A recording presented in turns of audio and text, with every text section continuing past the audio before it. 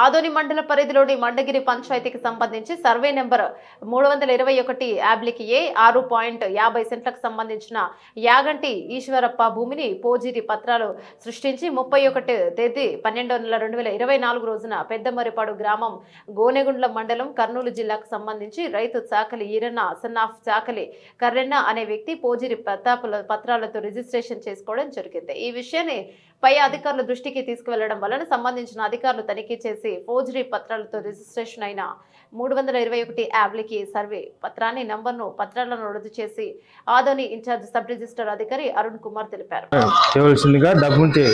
Document number 21/2025 ఈ document రద్దు చేయడం అయినది.